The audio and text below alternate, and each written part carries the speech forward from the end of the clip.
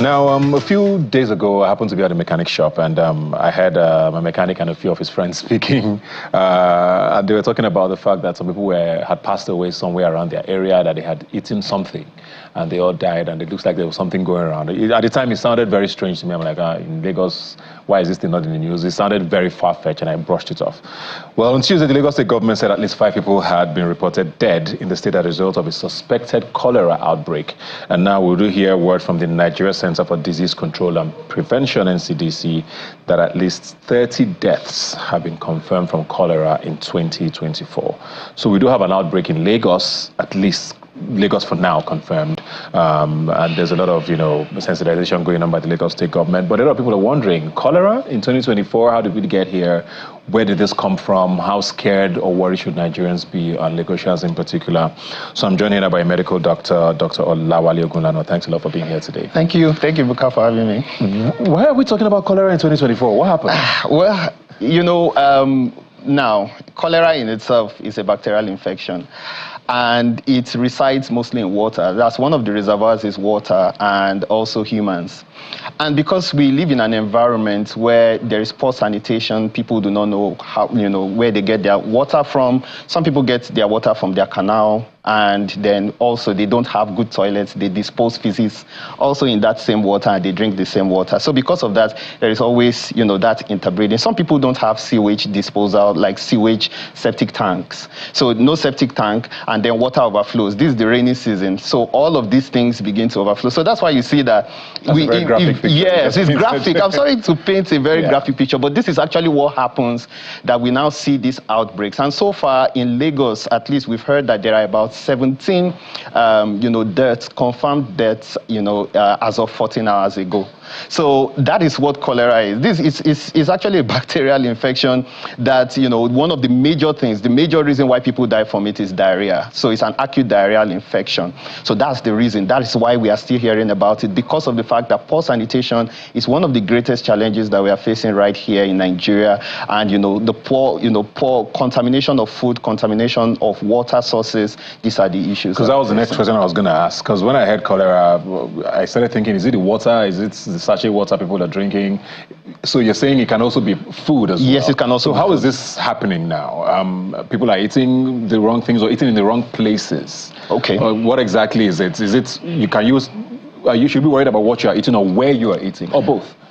Both, actually. So you, where you are eating, what you are eating, like raw foods, foods that are not well processed.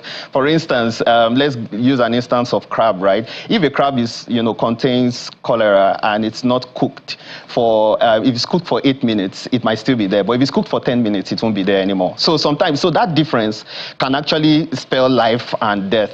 And the truth is, it has to be in a very large amount for people to actually get infected. So the thing is, there is a lot of contamination of food, poor handling of food. Food handlers, some people, they don't wash their hands after using the toilet. They come out and then they're handling food. I know what's worrying right now is that we are in a period of festivities where there's a lot of food exchange.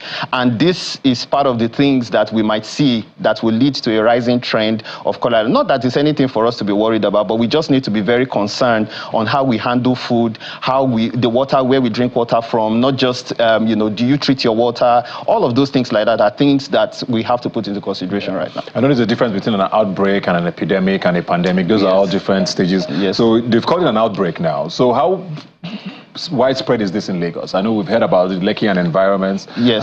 The island, it seems to be where this has originated from. How far spread have you heard about it being? Okay, yes, so it has been spread in just a few local governments of the state right now. I think recently, as of last week, in my own practice, I came across a case too as well. We have just pockets right now, so it's not anything it's not an epidemic right now. So it's just an outbreak, and we just have some hotspots. But what I'm happy about is that the Lagos State has issued a protocol on what to do, how to assess, cases like this, and what to do at that point in time. Yeah. So, cholera is obviously transmissible. right? When we first heard about Ebola the first time, they were like, oh, don't even when it's a corpse, don't touch. We know how serious that was. With COVID, we had to wear masks and all of that. Now with cholera, how is it transmitted? Because you mentioned about sanitation. Yes. If my environment is clean, am I safe? Or if I come in contact with someone, do I get it? And is it by coughing? Is it by touching? Is it by how is it transmitted? So that maybe people are also okay. So first thing is that human to human transmission is possible, but it's not the primary means of getting the infection. So the primary means of getting this infection is fecal oral. It's what we call fecal oral. That's through contaminated feces into water, and then from there people consume it, or maybe it's not. All of those things. That's how people get it. So the fecal oral route, that's how people get the infection. It can also be through poor sanitation systems if it's present a lot in water or in food as well. So maybe the food was not well treated and it's contaminated with it. So that is the reason why we talk about sanitation being one of the major issues why. Or maybe give an instance, someone in their home doesn't have proper septic tank, and the septic, and their sewage and feces disposal mixes with their source of water. And that can also happen. That can lead to breeding. And from there, people can pick up. Somebody has the infection, disposes his stool improperly, reinfects another person, things like that. Alongside with contaminated, like I said, because we are in the rainy season right now, so there'll be a lot of water surge, and then it will be pushing in to different water sources, and some of these sources might actually be infected with cholera. So that's why we are seeing this happening right now. But human to human contact is usually more or less very, very low. It's usually in hospital settings that we get to see such kind of things. Maybe when patients, or like patients with healthcare workers, carrying and taking care of these patients that are infected. So that's when we get to see that. You mentioned food a lot. Are there any kinds of foods that are more susceptible to carrying this thing? I mean, grains, I want to believe grains, maybe not, but maybe like proteins, fish. Are those the kind of things that should be paid more attention? Yes, usually our usual proteins and foods that we eat, soups that we make, it can be inside any of these things, but usually we can find them in those things when they are not well cooked. So, and if you go to some bukas, for instance, or bukaterias, some cafeterias, where the food, you are trying to cook fast so that people can eat, right? And it's not well processed, and then the water that is used to prepare it is probably infected, then we can have things like Is water a bigger problem than food, though? I would say water is, yes. If I'm to pick between food and water transmission, I'll actually say water transmission is actually one of the What are the symptoms? What should we look out for? What's when you're feeling, because when you hear cholera, diarrhea, I just think maybe about stooling a lot or maybe vomiting, I don't know. This is as a layman now. But what are the symptoms that people should take note of if they feel that they need to get attention immediately and not just self-medicate? Okay, the first thing that it's a diarrheal disease. So when it comes to cholera, the first thing that appears is diarrhea, painless diarrhea. So the person has the urge to go use the toilet, and each time they go to the toilet, they have painless watery stools. Usually that's how it always starts. And it's something that we like to call in medicine rice water. So like when you wash your rice, that's water. So at some point it begins to look like that, right? So the first thing to look out for is frequent episodes of diarrhea. You're going to the toilet once, twice, thrice, you realize that this is becoming an issue. So that is actually the first presentation. Then there can also be vomiting, abdominal cramps, weakness. And the weakness usually comes as a result of passing a lot of watery stool, and the person has lost a lot of fluid, water, electrolytes and all. So they become very weak, tired. So those are the symptoms that we actually notice. How fatal is this? Because we're hearing of deaths, so it's, of course, when people hear death, it gets scarier. Is it one of those sicknesses or diseases that can't be treated at a certain stage? At what stage is it that that, okay, if I get it at this stage, I can still fix it? Or are there maybe certain people who have it worse than others? How fatal is it? Okay, so cholera can be lethal, right? That's the fact, and that is why we are seeing death. But the death is not because it cannot be treated. It's because Nigerians, and we like to present very late. And we self-medicate yes, a lot. we self-medicate a lot. So we feel that, okay, if I pop one flagyl, this thing should stop. And it keeps happening. Yes, yes. You know, this thing, they keep us in now. They punch in, you know, that kind of attitude. So it is that attitude that makes them present late to the hospital, and then at that point they are probably dehydrated. In some cases, even, you know, kidney failure can actually set in. Seizures can actually happen, and then it becomes fatal. And it's even worse in children. So because children are smaller, so when they lose, you know, water, it becomes much more evident clinically. So that is why the most important thing that you can do is to get to the hospital on time, and the first thing they do is to perform a triage and an assessment. Okay, how much stool are you losing? Can it just be replaced by oral, you know, rehydration salt or solution? They tell you what to do. In fact, you can actually prepare your own oral rehydration salt at home. You just get a liter of clean water, you prepare it with 6 you know, teaspoons of sugar and half a teaspoon of salt. You mix it together and then you drink it. And then you go to the hospital. They can tell you that, okay, the diarrhea that you're having right now is not that severe. Use ORS and you will be okay. Or they give you a pack of ORS and then you can take it with you. Or if it is severe, then you need to be kept on admission so that you are replaced. Everything that you are losing through stooling can be replaced, you know, through intravenous fluids. So the first thing, the most important thing is assessment and presenting on time to the hospital for that assessment to be performed. Otherwise, it becomes fatal. Yeah, I mean, I hear you, but as much as I also don't want to encourage self-medication, Nigerians are poor.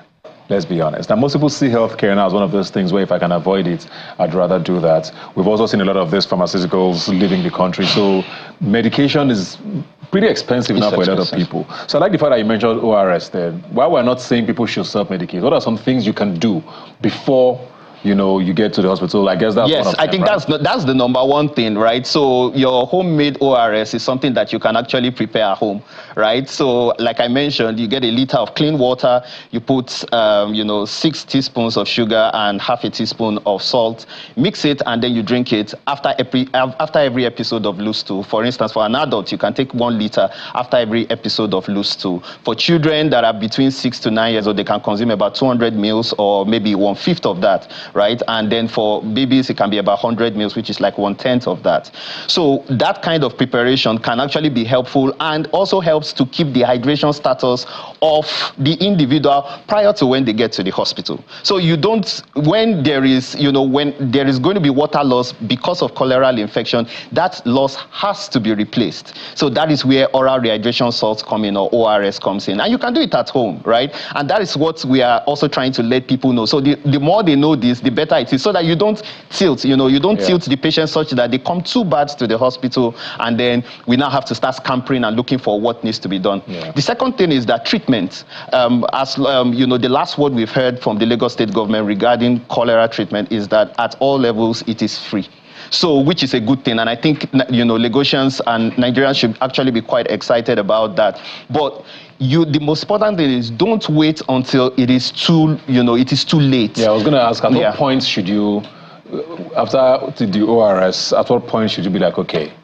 So, for instance, any progressive, you know, loss of stool that is more than 48 hours, you have to get to the hospital. Anything above 2 days, I believe that you should have gone to the hospital, right? And you know that, okay, you've been taking ORS after every loose stool, but it's still not going. It means that something needs to be done, because the more it continues, the more you will get sick, the more you will not even be able to take that ORS. Sometimes even, you know, you might start vomiting. So the ORS might not be that effective anymore. So you will need to be replenished. So getting to the hospital is that. So as a you know, a random advice, once you are having passage of loose stool that is over 48 hours, I believe that you should get to see the doctor. And you know that you've been making use of this ORS therapy, you can go see the doctor. Yeah. At the end of the day, a lot of this, I guess the biggest way to avoid it is prevention, which is what doctors always preach. Yes. You know, prevention is always better than, even though it takes work away from people. But first of all, I know you're not a policy person, you're not in government, but a lot of what you said at the start of this kept tilting my head to what government should be doing or should have been doing with regards to sanitation. Yes. You know, sewage, drains are blocked. You know, sometimes you see them clear out these drains and leave it there, and it washes back in. Yes. We've had many conversations about, you know, building public toilets. Nigeria is public defecation capital of the world. You know, people just sit anywhere and pass this thing, and it flows into wherever. You know, so on a government level, those are conversations that need to be had, right? I believe. Yes, absolutely. I personally believe that we shouldn't be having like how we started, we shouldn't be having a conversation of cholera in 2024. Other countries across the world have conquered it by proper planning of cities. When you're building a house, you don't just build a house and without toilet. A house has to have a toilet, a septic tank as well. All of these things are things that have to be done even on a community level. And let's be honest, there are particular things that we as individuals can take note of. I mean, in 2024, if you are buying a house, you should know that they have a septic tank. These are the things. Landlords shouldn't just build houses, you know, and without having proper, yes, and just pass the drain out. These are some of the things that we can do as individuals on a community level. I personally believe that, yes, while the government has, you know, oversight function and regulation, as individuals, we need to, like, equip ourselves with some knowledge that will help us. Planning and putting this, you know, for instance, for toilets, you know that every house has a toilet, right? Then also the habit of hand washing is something that we don't really like to do, you know. And the fact is, the hand happens to be one of the dirtiest, you know, places in our bodies because we use it to interact with a lot of things, right? So hand washing, regular hand washing is also very important. Food handling too, how we handle food is also very important. So these are the things that we need to consider. Personally, for me, I would say that yes, we do need to talk about planning and sanitation. You know, keeping our gutters clear. Yes, sometimes we need the government's help in that, knowing fully well that whenever we are preparing and going into the rainy season, we need to have it in mind that cholera outbreak can be possible because of this overload. So let us plan towards it, clear all the drainages, ensure that there is proper flow through of gutters. Communities can also ensure this by ensuring that in their own homes, there is passage of water. You can do this when you're building your own house. Please also consider having a gutter so that water can flow out, you know, into the proper drainage channels. These are the conversations that we need to start having, because if not, next year we'll probably still be here talking about cholera outbreak again, because that's how it is. So it's not just about the talk, it's about we doing, and we as a community of individuals, we need to start doing this for ourselves. I mean, we'll talk about government. I like the fact that you touch on the individual as well, but is it advisable? I know gas is very expensive and kerosene too.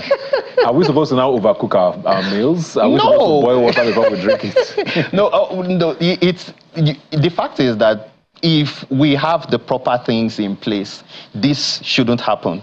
And also, susceptibility to cholera is also a thing. You know, for instance, like your immune status, your level of immunity. There are some people that you might actually just purge for a few days if you have cholera, right? Good. Yes, there are some people that are more prone to, you know, having cholera. For instance, people who are treating peptic ulcer, because one of the barriers that stops cholera infection from coming through is the stomach acid, right? If it meets a lot of stomach acid, probably it might not even happen, right?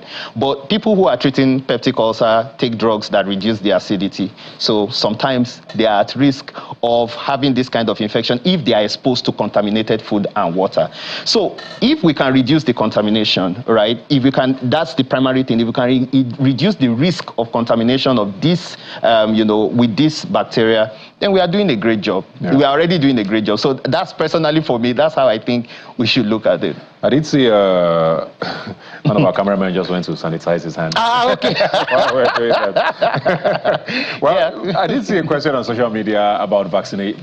Yes. Is this something that can be vaccinated against? Yes. Or something that we should be, you know, thinking about? Yes. Vaccination for cholera is possible. Yes, for anyone between 18 to 64, you can get vaccinated. You get your first shot, and then a week after, you get the next shot. Yes, it's possible, and I think it provides about 80 to 90%, you know, immunity, you know, like a covering for cholera. But then, the vaccine is good. Yeah.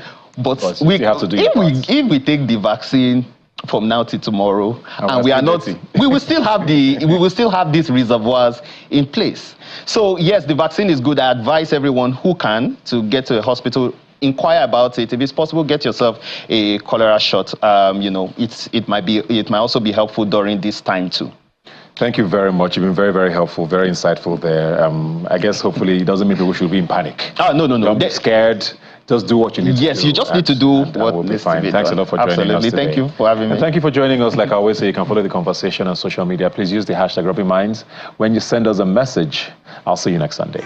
Teasing me, now it's time to show and